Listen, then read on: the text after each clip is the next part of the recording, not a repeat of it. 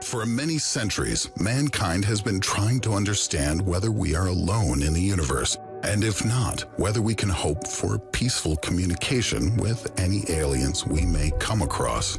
Alas, the silence of the cosmos forces us to formulate theories in the spirit of the Fermi paradox, which says that if aliens exist, then why the heck don't we see any evidence of their activity?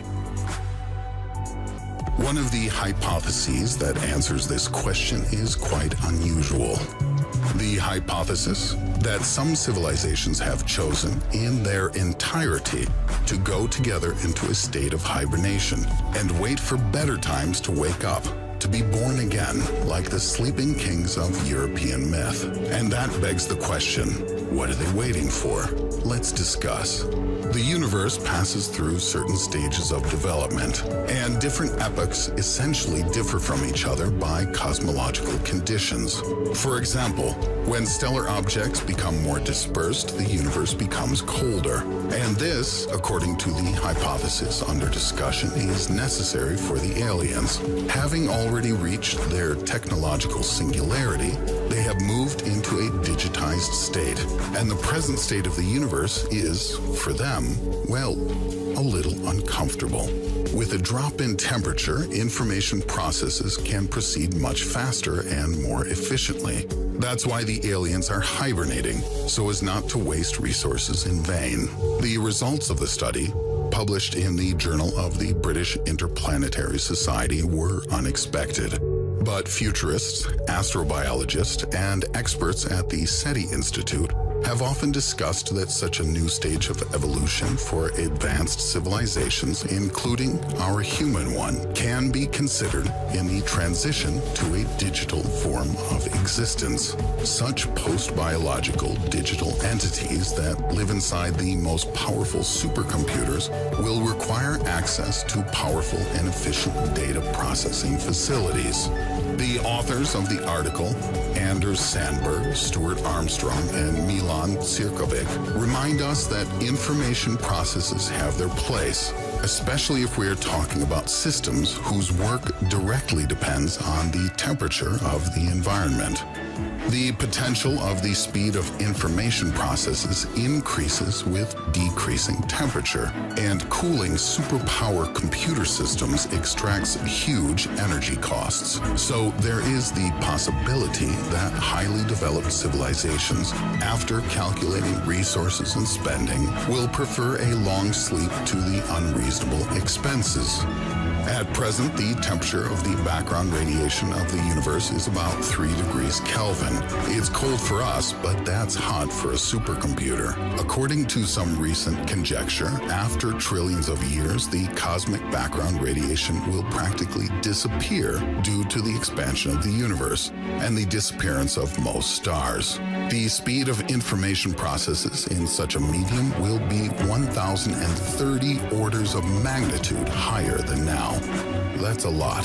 Therefore, if the extraterrestrial civilization needs the most effective processing ability, temporarily sleeping is a fairly logical conclusion.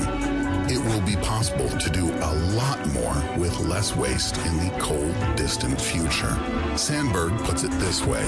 Imagine having a wallet with a limited number of dollar bills, energy, and buying cakes after Christmas that are getting cheaper over time, eventually leveling out at some low price. If you want to get as much cake as possible, you should save your bills until the cakes reach their minimum price. Anything else will get you less cake. How can we find these sleepers if they really exist? The researchers propose to pay attention to processes that prevent natural astrophysical phenomena.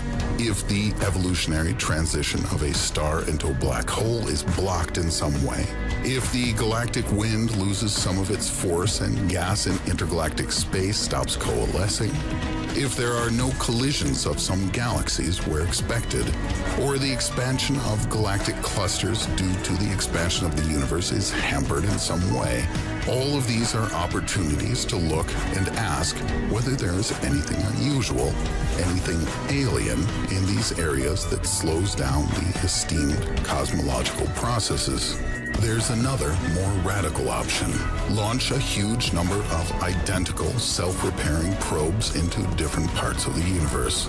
Sleeping civilizations will surely have in place some defense system in case of emergency, something to react to danger. And these systems could be found, researchers believe.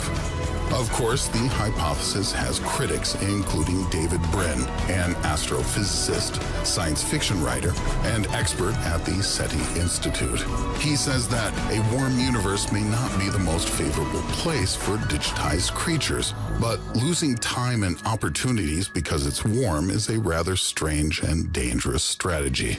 Quote, if you ignore the laws of the physical world in favor of datism is a kind of ideology of data, you may be surprised by something that erupts in objective reality and bites you while you slept in search of better computational times. Brin thinks that other civilizations may take advantage of their rivals' dormancy, break through their defenses, and harm them.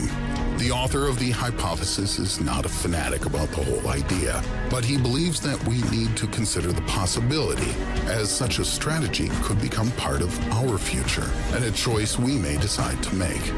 As he says, I think whatever the answer to the Fermi paradox is, that we are alone and responsible for the future of this universe, that intelligent life is always doomed, that the aliens are really here in some form, or that we are fundamentally wrong about something essential. Whatever the answer, it's going to be mind-blowing, but it might take a long, long time to get the answer.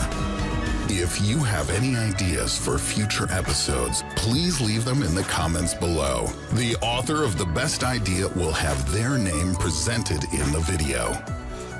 What will be if we wrap you round and round with Scotch tape? Throw the whole package into a microwave oven. Roast it quite well. Feed that to a giant hungry whale. After that, drown you in the ocean. Then bury you alive, send you into space. Then let you drop back down to Earth, straight to the bottom of the Mariana Trench. After that, take you out and dry you under a nice warm lightning storm. Dress you up, comb you out, stick you on a plane, climb to a height of 30,000 feet, and toss you out once more, where you plummet back down to the unyielding surface. Of course, without a parachute. What will happen then? Let's ask Arnold. How are you feeling, buddy? You still on your feet?